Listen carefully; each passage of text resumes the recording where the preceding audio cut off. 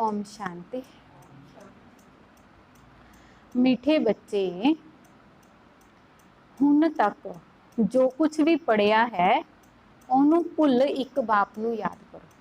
बाबा कहते भी हुण तक तुसी ਜਿਹੜੀਆਂ भी गल्लां पढ़िया होईयां, पढ़िया होने का मतलब है कि ये नहीं कि भी असीं ਜਿਹੜੇ भी स्कूली ਦਾ ਗਿਆਨ पढ़िया होया हैगा, BA MA जो भी ਆਪਾਂ पढ़ाई ਕੀਤੀ है भी ਉਹਨੂੰ ਭੁੱਲ जाओ, ਉਹ नहीं बाबा कहते। बाबा कहते भी ਜਿਹੜਾ भी ਤੁਹਾਡੇ बुद्धि ਦੇ ਵਿੱਚ शास्त्रां ਦਾ ਗਿਆਨ है, वेदां ਦਾ ਗਿਆन है ना, भी ਉਹਨੂੰ ਭੁੱਲ के हुण तुसी एक बाप ਨੂੰ याद करो, भी परमात्मा ਨੂੰ एक याद करो। क्योंकि भगती मार्ग की है, भगवान नूं पाण दा रस्ता है। ठीक है, जदों आपां नूं भगवान मिल गया तो फिर उस रस्ते नूं हुण आपां पार कर गए, हुण उहनूं थोड़ा ही वेखना है ना। हुण आपां मान लो भी इत्थों कोट भाई तो दिल्ली गए, दिल्ली अपनी मंजिल है, उत्थे पहुंच गए, फिर आपां ये थोड़ा ही सोचांगे भी रस्ते च आपां की कीता सीगा, आपां उस मंजिल ते पहुंच गए। उसी तरह ही भगती मार्ग की है, ये वो मार्ग है जिहदे विच आपां परमात्मा नूं लभदे हां, परमात्मा की तलाश करते हैं, है ना, भी भगवान कित्थे है, भगवान किहो जिहा होगा, उहदा रूप की है, किवें आपां उहनूं मिलीए। पर अज सानूं जे भगवान मिल गया है ना, फिर उहनूं लभण दी लोड़ हैगी है। जिवें एक खोया होया बच्चा गवाच जे, है ना, ते जे वो घर आपां नूं मिल जे फिर लभण दी लोड़ हैगी है। गवाचे होया सी तां लभदे हां, जे मिल गया तो फिर लभण दी लोड़ हैगी है नहीं। उसी तरह ही अज आपां भगवान नूं लभदे फिरदे हां भी भगवान कौन है। ते जे आपां नूं भगवान दा सारा परिचय मिल जे, भगवान सानूं मिल जे, फिर आपां नूं लभण दी लोड़ हैगी है। इत्थे यही चीज़ ही दसी जांदी है भी परमात्मा कौन है, उहदा घर किहड़ा हैगा, ते परमात्मा कदों धरती ते आंदा है, उहदा नाम की है, रूप की है, करतव्य की है भगवान दा, वो सारा शिव दे बारे भी दस्सिया जांदा है। फिर प्रश्न है, भारत विच सतयुगी स्वराज्य स्थापन करन दे लई किहड़ा बल चाहीदा है। भी भारत विच जे सतयुगी देवी देवता दा राज्य स्थापन करना है तो उहदे वास्ते किहड़ा बल चाहीदा। बल माना शक्ति चाहिदी है। उत्तर है पवित्रता दा बल। देखो किसी भी धर्म की जिहड़ी स्थापना है ना, वो पवित्रता दे बल ते हुंदी है। तुसी सर्व शक्तिवान बाप नाल योग लगा के पवित्र बनते हो, तो यह पवित्रता दा ही बल है जिस नाल सतयुगी स्वराज्य की स्थापना हुंदी है। इस विच लड़ाई आदि की कोई गल नहीं हैगी भी असी योग के द्वारा, परमात्मा की याद के द्वारा भी इस धरती उत्ते सतयुगी दुनिया की स्थापना करते हैं। बाकी ये कोई लड़ाई झगड़ा करन दी कोई गल नहीं हैगी। ज्ञान ते योग बल ही पावन दुनिया का मालिक बना दिंदा है। इसी बल नाल एक मत की स्थापना हो जाती है। विज्ञान ते योग बल ही है जो सारी दुनिया का आपां नूं मालिक भी बना दिंदी है, ते इसी बल नाल आपां नूं एक मत की स्थापना हुंदी है। गीत है, आखिर ओ दिन आया अज। भी किहड़ा दिन आया, भगवान नूं मिलन दा दिन आया। भी जिस भगवान नूं आपां लभदे फिरदे सीगे, भी उस भगवान नूं अज मिलन दा दिन आ गया। ओम शांति। बच्चियां ने गीत सुनिया। यह गीत कोई अपना बनाया होया नहीं है, भी अपना नहीं हैगा यह गीत।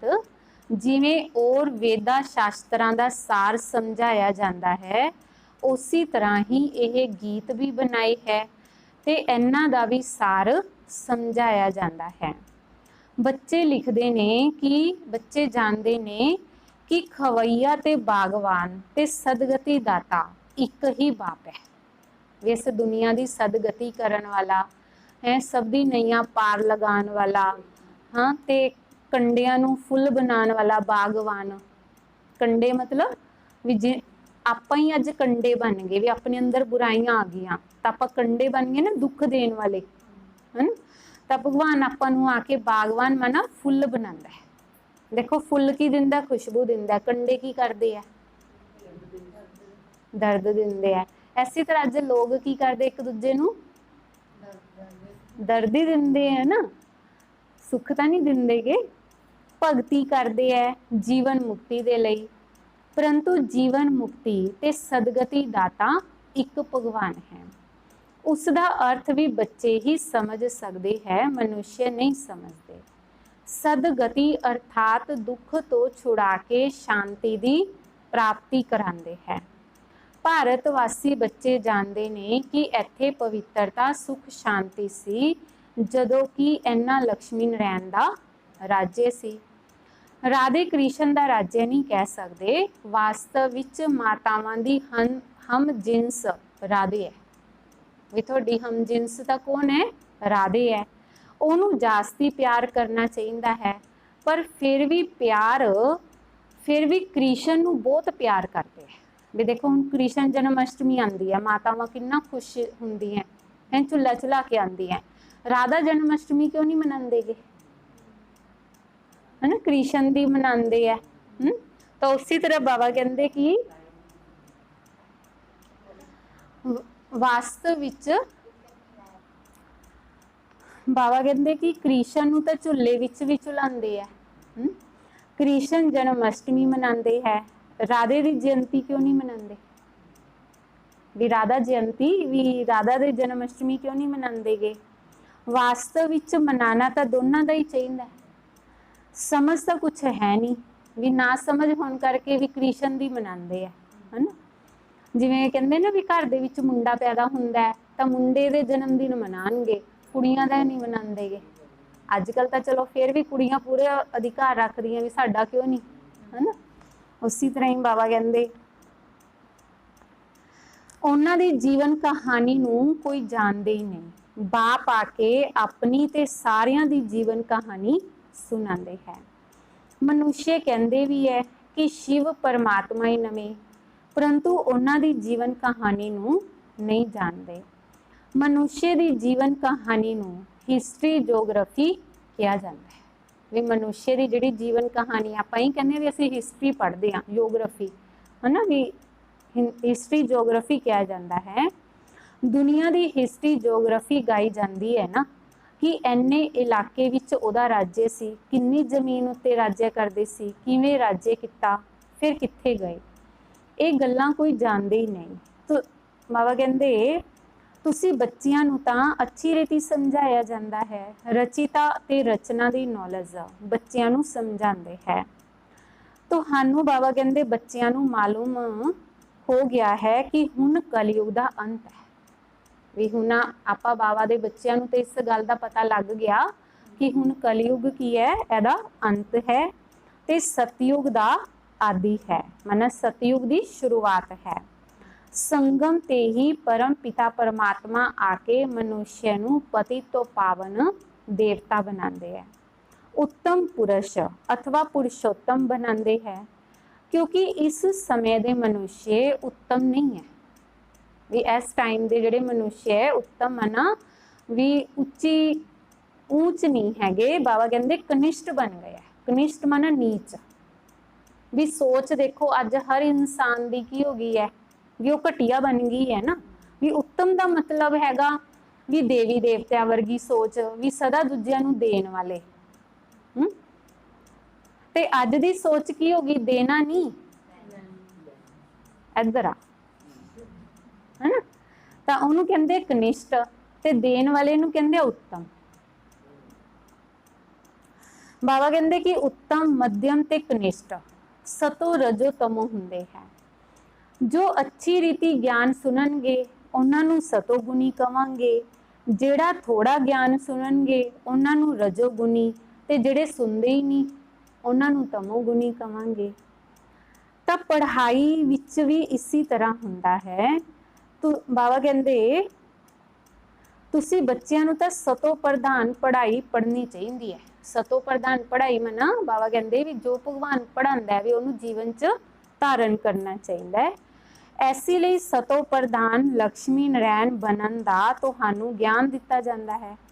नर तो नारायण, नारी तो लक्ष्मी बनना है। गीता दे लई ही कहंदे ने कि यह है सच्ची गीता।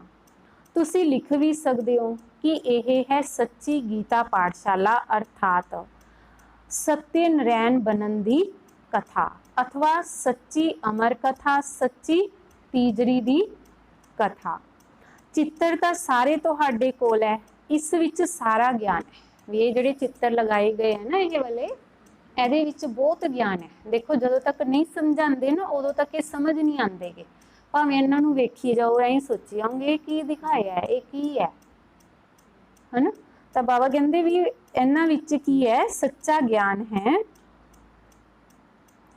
ਤੁਸੀਂ ਬੱਚੇ ਹੁਣ ਪ੍ਰਤੀਗਿਆ ਕਰਦੇ ਹੋ ਕਿ ਅਸੀਂ ਪ੍ਰਜਾ ਪਿਤਾ ਬ੍ਰਹਮਾ ਕੁਮਾਰ ਕੁਮਾਰੀਆਂ ਭਾਰਤ ਨੂੰ ਸਤੋ ਪ੍ਰਧਾਨ स्वर्ग बना के छड्डांगे, छड्डोगे कि नहीं? बाबा कहते तुसी प्रजा पिता ब्रह्मा कुमार कुमारियां भगवान नाल की प्रतिज्ञा करते हो भी असी हुण भारत नूं स्वर्ग बना के ही छड्डांगे। जिवें कोई काम हुंदा ना भी असी करके ही छड्डांगे, भी असी हुण भारत विच स्वर्ग लिया के ही छड्डांगे। ते बाबा कहते कि गांधी जी भी पावन दुनिया चाहते सी। गांधी जी भी की कहते सी राम राज्य चाहिए। तो हुण सारे बाबा कहते पतित बन गए भी किते तो राम राज्य कहते सीगे भी जदों भारत आज़ाद होया 1947 विच। सगों जदों भारत आज़ाद होया ना उस तो बाद तो पाप तो होर ज़्यादा वधिया ही है, घटिया नहीं। सगों राम राज्य की बजाय रावण का राज्य है ना जिहड़ा वो ज़्यादा ही होया। तो कहते हैं बाबा कहते ये कोई समझ नहीं सकते कि असी खुद पतित हाँ, रावण है पंज विकार। भी बाबा कहते भी जिहड़ा रावण है ये की है, पंज विकार है। कहते हैं ना राम राज्य चाहिए है तो जरूर आसुरी संप्रदाय ठहरे, परंतु यह किसी की बुद्धि विच नहीं आंदा। किन्ने वड्डे वड्डे गुरु लोग भी इन्ना नहीं समझाते भी जिन्ना ज्ञान श्री बाबा आके समझाता है। बाबा कहते गुरुआं कोल कोई ज्ञान नहीं हैगा, शास्त्र पढ़ पढ़ सुना देंदे है। ਉਹਦੇ ਵਿੱਚੋਂ भी जिहड़ी गल उन्हां नूं समझ आ गई तो ठीक है, नहीं समझ आई तो वो भी छड्ड ही जांदे है।